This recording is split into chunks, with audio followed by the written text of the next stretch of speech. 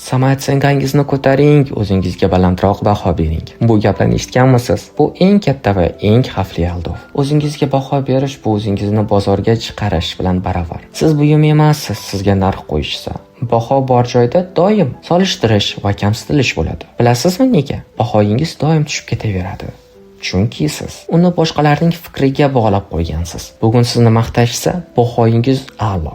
Ertaga tanqid qilishsa, bahoyingiz yer bilan bitta bo'ladi. Bu ruhiy qaramlik. Samootsyenka degan tushuncha sizni doimiy poygada ushlab turish uchun o'ylab topilgan. Siz o'zingizni baholashingiz emas, o'zingizni borligingizcha qabul qilishingiz kerak. Diqqat, siz bebahosiz. Bu shunchaki chiroyli gap emas, bu haqiqat. Quyosh o'ziga baho beradimi yoki okean? Ular shunchaki bor va o'z vazifalarini bajarishadi. Siz ham baho berishdan to'xtang va o'zingizga qarashni boshlang. Harakatning natijasiga qarab o'zingizni yaxshi yoki yomon ko'rmang. Siz harakat qilayotganingiz uchun ham hurmatga loyiqsiz.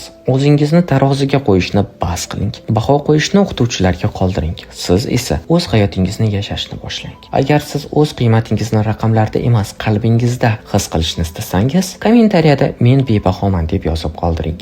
Bu aldov zanjirlarini bugun uzib tashlang.